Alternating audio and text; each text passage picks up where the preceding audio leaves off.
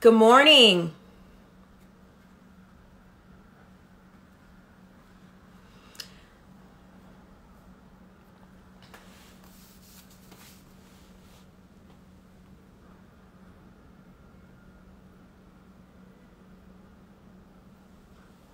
Good morning. Thanks so much for joining us.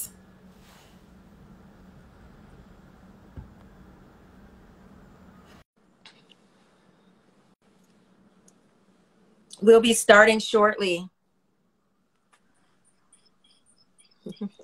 Hi, Donnie. Good morning. Good morning. So we're just going to wait for some other folks to come in. I saw Alex earlier. If we can find him again.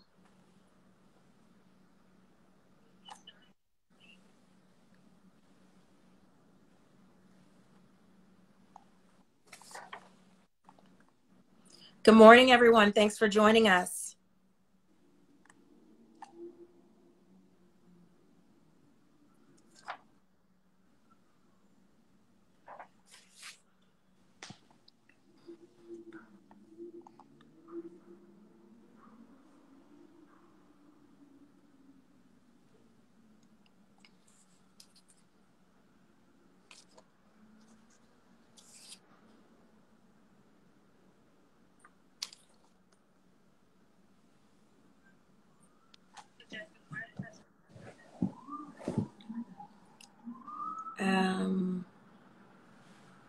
Still looking for him.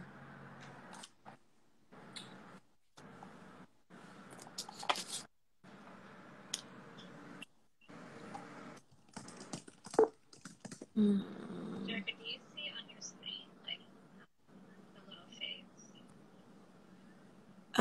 Yes. On the bottom. So if you click on that, it should show you your requests and stuff. Ooh.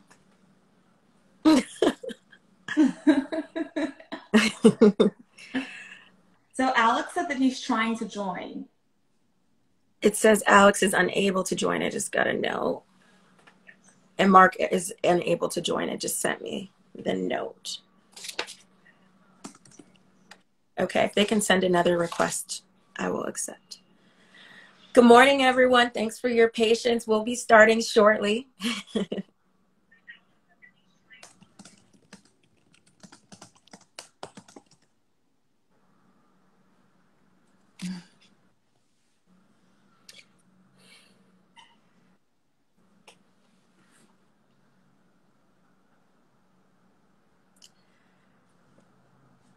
We're going to continue to let a few more folks come in the chat. We're just waiting for two of our colleagues. But happy Monday. Jerica, where you just do you see a list of names of people who are inside the live? Mm-hmm. You can search for Mark or Alex, and you can post that way. 1 second, Mark is calling.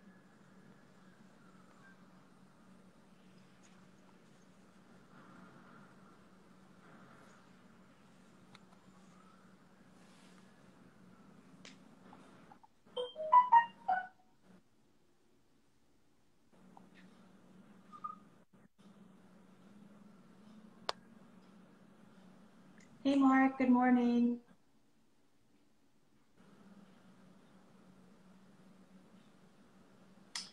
Hey Tess.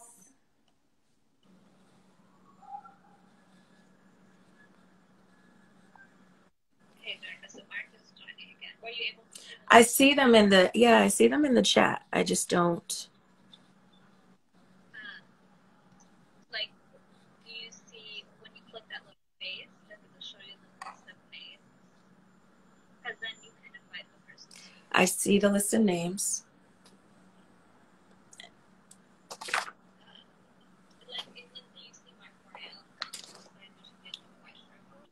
Hey Chanel.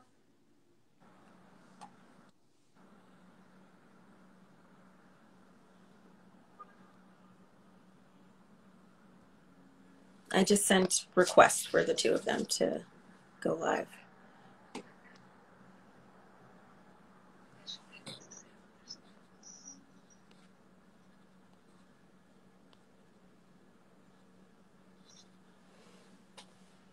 Good morning, everyone. We'll be starting soon.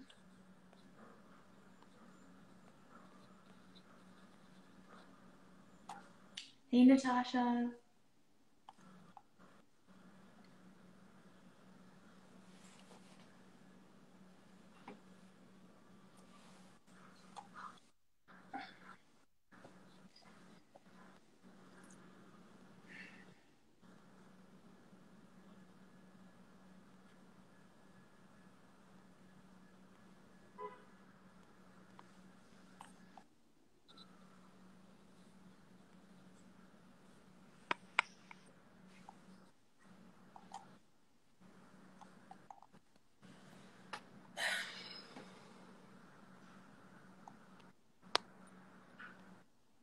Hey, Jade.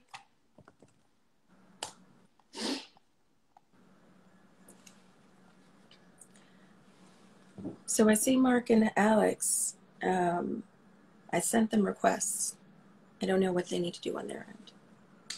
Let me ask Alex what he's seeing. Their call is speaking over. He said it's not.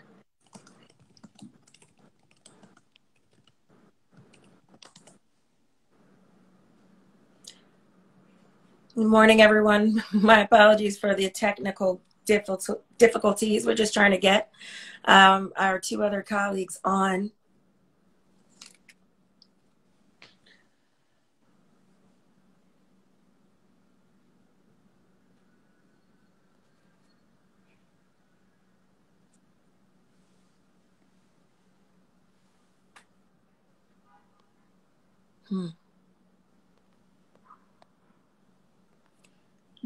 I don't know if it's possible for them to log out and then log back in.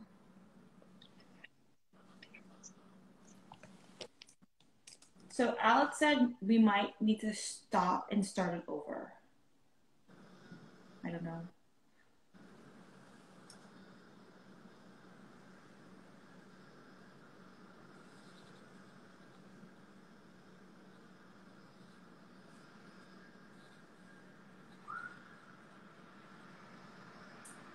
I just sent them all requests again. Hey, Jerica, that was Mark. He said go ahead and start. He's not able to join for whatever reason. So this provides just play him, I guess, and get the conversation started.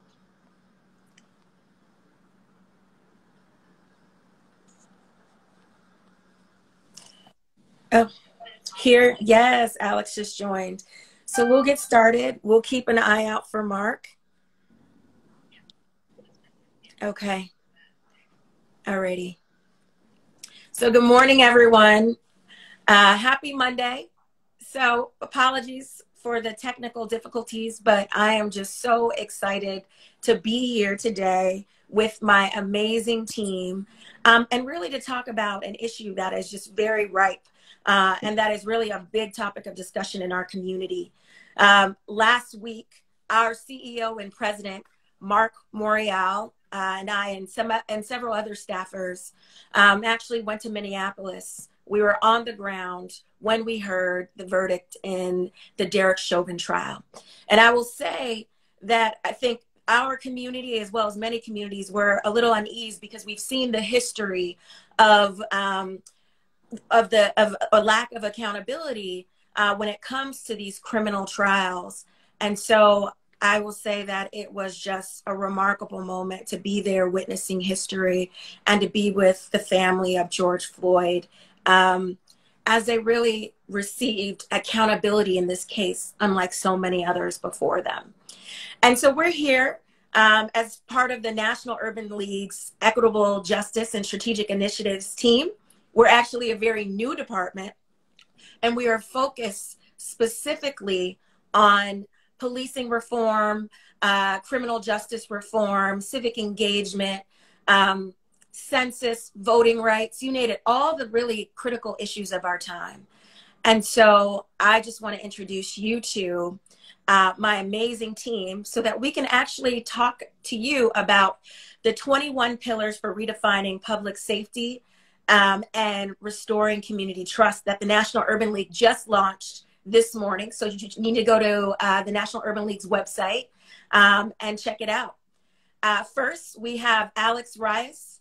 Alex is our Senior Director for Equitable Justice, and he is an amazing talent. He is a former prosecutor for the Manhattan District Attorney's Office, and he's worked in various facets in policy and state and local government here in New York City. Alex? Hey, Jerica, and hey, Nani. Hey, everyone. I'm happy to be here. Very excited to discuss this plan, this really comprehensive plan for restoring public safety and restoring trust in public safety. And that's what we're here to do. Great. And now we would not be here. We would not even be discussing the 21 pillars if it weren't for our amazing Director of Criminal Justice, Nani Anyakweli. Nani actually served as a litigation associate at Skadden Arps in their New York office. And she was actually one part of the federal monitoring team in Cleveland, Ohio, after the Tamir Rice case. Nani, why don't you say hi to everyone? Hi, everyone. I'm so excited to be here today and so excited to be talking to you about our 21 pillars. Right now, we are at a critical moment as in our country as we think about policing and public safety. And this plan offers us a way to think about how to move forward, especially after the Derek Chauvin trial, which left us wondering, where do we go from here? Mm-hmm.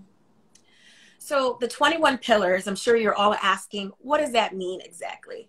It's really a multi-pronged approach to addressing the issues that we are seeing across the country on both the national, state, and local level around policing and the interactions that they are having with so many communities, but primarily communities of color that are ending in death or harm to individuals. So when we're thinking about our 21 pillars, much of it really on the national level incorporates some of the reforms that you all have been talking about, that you've been hearing about. Many of them are found in the George Floyd Justice and Policing Act, which is sitting in the Senate, is before the Senate right now. And the National Urban League has been heavily engaged in advocacy, really to push for the passage of the George Floyd Justice and Policing Act. You know, the Floyd family got a verdict that was favorable, but we recognize that there are so many other instances and so many other families that are impacted. And we really need regulation across the board on the national level. And in addition to talking about these national reforms, we at the National Urban League, with our 90 affiliates across the country, really understand that all politics is local. And so our plan entails both national reforms, but it gives really a blueprint for activists, community leaders, everyday people, politicians, electeds, folks on the ground to be able to advocate for real common sense reforms that will have a measurable impact on people's lives on the state and local level as well. And we all know the history of policing in this country and its roots in slavery and Jim Crow and the Black Codes. And there's so much we need to do to move forward. Right now, I'd love to actually turn to Alex and just ask him a few questions about the plan. Alex, why don't you give us a little bit of an overview and really tell us about the themes of the 21 pillars. Like, what are we trying to target in this plan? So what's so important to get us to move forward together, is to recognize the past, see and recognize the moment that we're in, and plot a vision and a course forward. And that's what we do in this plan. What's clear about our public safety system is that we're operating from a broken social contract. So we have to repair that. We need a new agreement with new terms that restores public trust. This plan has 21 pillars, but 5 themes. And each theme contains several pillars that are necessary to redefine policing and to begin the process of restoring trust. This is a comprehensive plan that starts with the people and ends with the people. I'll just rattle off the theme names now, and then we'll jump right into discussing it a little bit further. So theme 1, collaborating with communities to rebuild public trust, or to build a restorative system. Again, beginning with the people, ending with the people. Number 2, we need to focus on accountability. That's so important here when we're talking justice, starting with accountability. Next, changing divisive policing policies, getting to the root of the cause and uprooting it. Then transparency, reporting, and data collection. So important for a sustainable and accountable system going forward. And finally, how are we going to improve hiring standards, recruitment standards, training, and how do we chart the course forward to build a culturally sensitive public service and public safety system. So that's how we get it. That's how we get it done. Thanks for that, Alex. So Nani, I mean, over the course of the past few years, and especially in 2020, we just saw a spate of police violence, incident after incident. How does the 21 Pillars tackle this issue from your perspective? Yeah, Jericho, you are 100% correct. This past month, and honestly this past year, has been a constant barrage of video footage of people of color, young people getting killed by the police. We saw the tragic killings of Dante Wright and Ma'Khia Bryant, two young people just getting their lives started. And actually in 2021, police have killed at least 335 people, and there have only been 3 days where they have not killed somebody. And actually in most days, they kill 3 or more people. These statistics, along with the videos that we see, really make it clear there's a serious problem with how police use force. This leads us directly to one of our themes, changing divisive policing policies. Police departments with more restrictive use of force policies, like banning chokeholds and requiring de-escalation, are less likely to kill people. It's actually also great for the officers too. Departments with more restrictive policing policies are less likely to have officers killed on the line of duty. Officers are less likely to be assaulted, and they also have a lesser likelihood of sustaining any injuries while working. Yet, most police departments still do not have these policies, have not adopted these policies, and many state laws do not require that departments have these policies. Furthermore, some practices like neck restraints and chokeholds have killed people that we've seen on TV, like Eric Garner and George Floyd. No-knock warrants killed 92-year-old Katherine Johnson in 2006, 7-year-old Aiyana Jones, 2010, and 26-year-old Breonna Taylor in 2020. These kinds of practices are unreasonably violent and dangerous. Our pillars really attack these issues. Our first pillar is revising use of force policies, or our first pillar under this section, which is changing divisive policing practices, is first revising use of force policies to require verbal and nonverbal de-escalation techniques and requiring that the use of force is proportional to the threat. The second pillar under this section is banning chokeholds, no-knock warrants, and shooting at moving vehicles. These practices are unreasonably violent and dangerous. Our third pillar under this section is eliminating police from schools. And our fourth pillar under this section is demilitarizing the police. We all know that use of force is a real problem today in American policing, and it's been a problem for a long time, but we can no longer ignore it. Our pillars under this section really get to the core of the issue. Back to you, Jerica. Thanks, Nani. I mean, there really is a lot jam-packed in that section. But I really want to also turn and pivot back, Alex, to the conversation that everyone has really been having across the country about reimagining or re-envisioning policing and public safety in this country. And what does that look like? Because sometimes we hear the term and it just doesn't feel very concrete. But, you know, I firmly believe that those who are closest to the problem are also closest to the solution. So how do we actually work with, and how do we ensure that communities are actually at the table when it comes to this type of decision making? Absolutely. You hit the nail on the head. When we think about public safety or public service, that starts with public, right? We are the people. We are the public. So first and foremost, we need an agreement in our society when we're thinking about public safety that centers the experiences of people and community. This is how we restore public trust with the people. Government can't be asking why the public doesn't trust them. The government should be asking, what can they do to encourage and restore that trust by centering people, collaborating with people to build a public safety system that represents them. So that includes getting public buy-in. It seems like that's so simple, and it is. If we develop, if we get public buy-in by empowering communities through re-envisioning commissions on the ground, re-envisioning sessions with people, real people who are faced with the real issues here, to provide on-the-ground public safety insight and input, bringing the public and giving them a seat at the table in an equitable and just way. That's how we approach this at its core, right? Getting the voices and the minds of the people involved in this from day one. And the result of these community sessions must influence policy. There must be a result that folks see from the work that they're doing on the ground. We need to end broken windows policing policy and broken windows styled policing thought.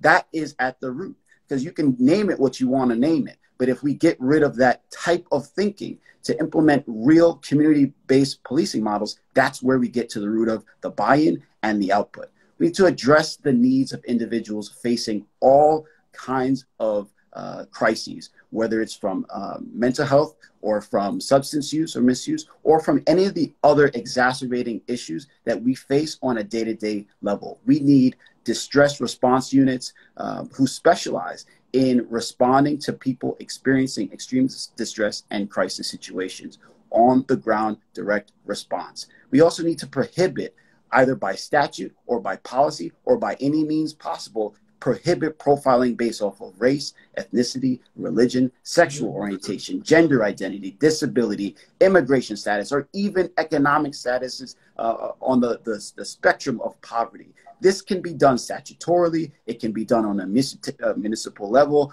through policy and through departmental policy. This is how we get to the root of the issue, where the people are, starting with the public, public-focused, public-minded approach. That's where we're going here. Thanks, Alex. And speaking of public, I think one of the things we've seen publicly over and over and over again is that very oftentimes some of these instances that we're talking about, the individuals involved, the officers involved, have storied histories or have a series of complaints. Nani, Derek Chauvin had 17 complaints against him, and he was still on the force. And I know you were, working on the ground in the Tamir Rice case, but the officer involved in that case as well had a history of complaints. What can we do as a community? What can we do as a nation really to keep track of these officers, to know who the bad apples are, really, and to prevent them from harming another? That's an excellent question, Jerica, and I think that's at the forefront of many of our minds. That is an integral part of our redefining public safety plan. We as the public don't know anything about those policing us. There is little transparency in almost every aspect of policing, and we address this with our fourth theme: transparency, reporting, and data collection. Right now, we are working in the dark. There is no data collection on how often American police use force, why force was used, whether it was justified, or under what circumstances it is effective. No one knows how many high-speed pursuits have been conducted, why they were initiated, and how many fleeing drivers have been caught, or the number of collisions, injuries, or deaths that resulted. Neither the police nor anyone can tell us how many people have been injured when taken into custody, how many people have been arrested only to be later released without charges because of police misconduct. Time and time again, we find out, just like you said, that officers who kill people have a history of misconduct, whether at their current police department, like Derek Chauvin, or at a previous department, like Timothy Logan, the officer who killed Tamir Rice. Thanks to the use of body-worn cameras, we're starting to see what's really going on, but there's not really clear transparency on access to such footage. We did not see the police death dash cam of the killing of Laquan McDonald until 13 months after he was killed by police. The footage showed that Laquan McDonald had been walking away from police when he was shot 16 times. We did not see the police body camera footage of the police violence leading to Daniel Prude's death until almost 6 months later. Our 4 pillars under transparency, reporting, and data collection really tackle these issues: the lack of transparency in individual officers and policing practices, and what's actually going on and whether it's effective. Our pillars under this section are: first, collect data on police misconduct and use of force; two, mandate use of force, use of dashboard and body-worn cameras and provide access to such footage; three, conduct financial and operational audits of police departments. Right now, we don't even know what's effective, what's cost-effective, and what actually works.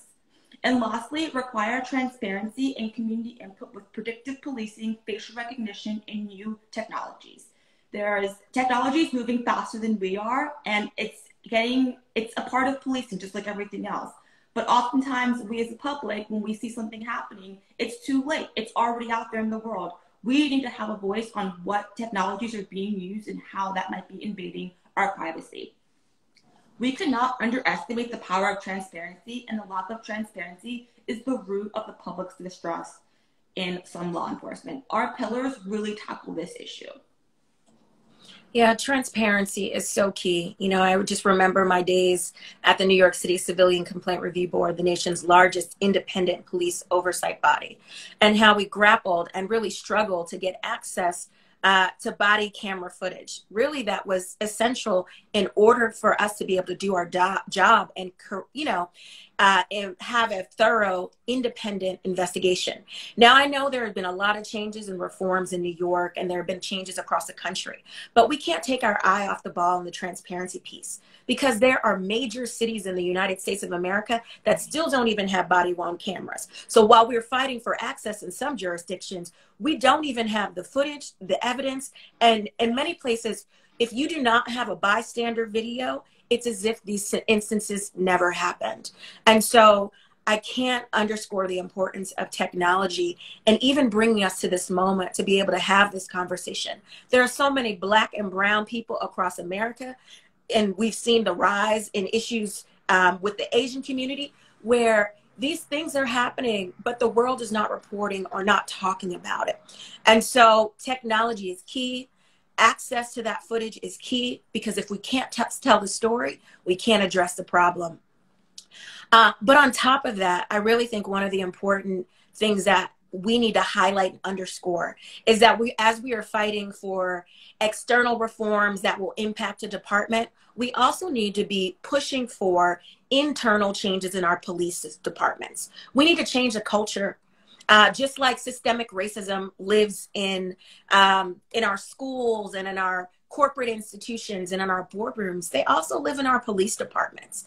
And when you look at the numbers, when we're talking about diversity, it's quite lacking. And diversity of ideas, diversity of thought, diversity of experience is all important to make sure that everyone in this community is represented. Alex, can you speak a little bit about the focus and emphasis on diversity and diversity hiring that our plan talks about? Absolutely. You mentioned earlier that there are bad apples, and bad apples are born of a tree, and what we need to really look at is this tree, and that's what this plan is about. It's about how do we uproot the bad roots of the tree and replace them with new seeds, so that we can have a culture of public safety that truly does serve the public. When we're thinking about how do we hold these systems accountable and root out poor policing policy, it doesn't start and end at the policy or manual level. What we really want and need is culture change in policing and public safety that's continuous and at the hiring level.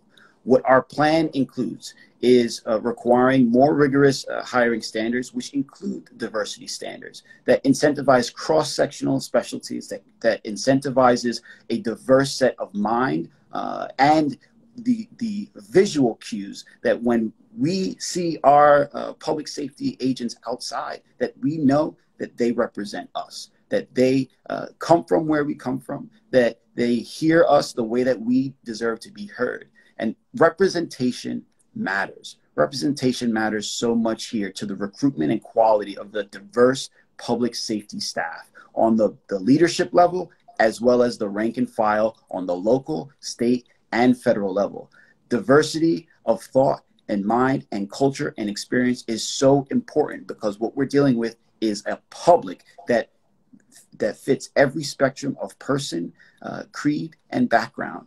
So we really need to focus on, and this plan focuses on all the ways that we can do that by adopting a police accreditation system to really get at the root of ensuring quality assurance in our local departments, expanding a national decertification index by strengthening the hiring that specifically recruits folks with diverse backgrounds, and increasing the leadership. There's so many ways that we can do this, but I really want to just for a second talk about how we need to build a sustainable cultural shift in public safety through decertification indexes and through police accreditation systems, because we have education systems and we have healthcare systems that are subject to accreditation. That quality assurance is so important to the other aspects of what we do. How is it not the same across the board for policing? How is it not the same? How is it that we can't, from one part of the country to another, be guaranteed a certain semblance of stability? That we know that the policing, and I know and you know from traveling around this country, I might have a different experience with a police officer in one part of the country than I do in my hometown. And that is part of the problem. We don't live in a world where we are stationary anymore. We travel, we move around. We should not have to worry about whether I'm going to be stopped in one place and not in another, whether I might be shot in one place and not in another. That is a systemic problem, and we need national decertification indexes to take away the ability for officers to be able to police, and we need a national accreditation system that is not voluntary, that's mandatory, that assures us that departments are meeting their standards. I can go to a restaurant and know the quality of the health conditions in that food and in that kitchen, but I can't do the same for a police department. That is a problem. I can do that when seeking a school for education for me or my kids or my brother, my sister, my family, but I can't do that for a police department. That does not make any sense. Our plan hits that right on the head. It's more than just diversity. It's accountability from the root to the fruit. Well said, Alex. I mean, we should not, our race, our color, and our zip code should not determine our outcomes in these instances at all. And accountability is key. I mean, it's the fabric, it's the thing that runs through all of this. Without it, how can the public trust in the system? I think one of the things it's really critical, and part of the reason we released this plan is because we know that there are committed people across this country that want to see change, that want to see reform. We know in our 90+ affiliates across the country, we have our young professionals that are out there on the ground. They are doing the work. But we all really need to get together and be able to advocate for real change on the ground.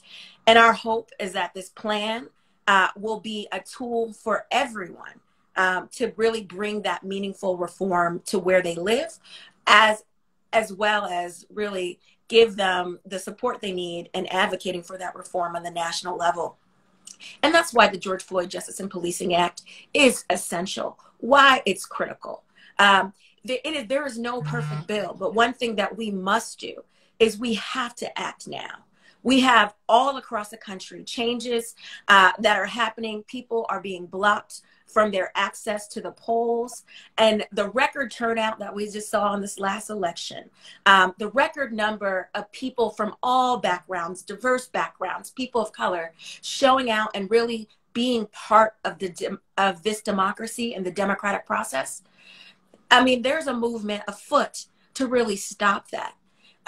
And we can't wait. We don't know what the outcome will be. This is the time to act. This is what we need you to encourage your senators across the country. Where do you stand? Do you stand with us? Do you stand with the community?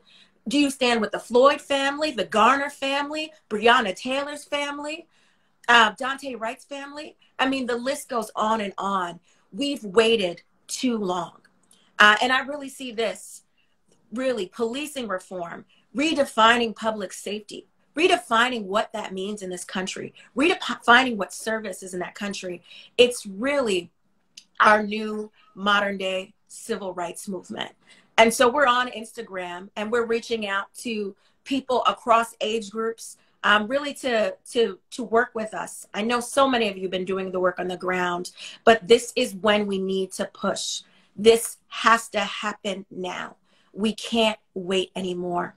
And so we encourage you to follow the National Urban League, to follow us on all of our social media platforms. We're on Twitter, we're on Instagram, we're on Facebook, and go to our website where you can actually download the plan and really use it as a guide to help you advocate for meaningful reform and change in your community.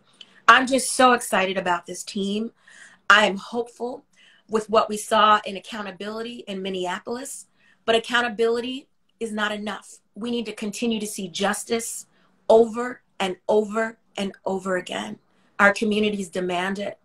And accountability rests on us too.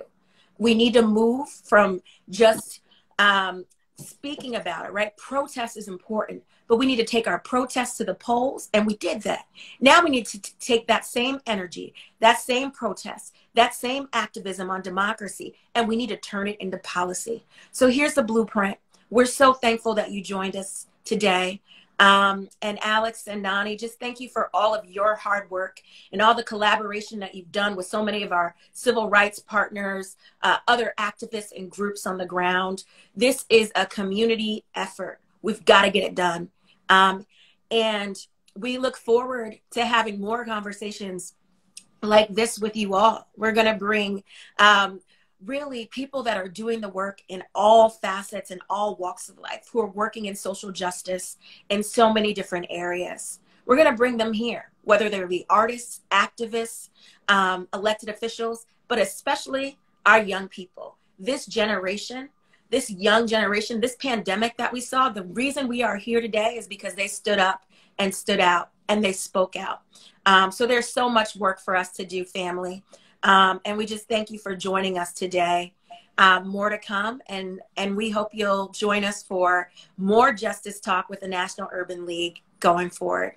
Thank you. Have a great week and happy Monday. Thanks, Thanks, Alex.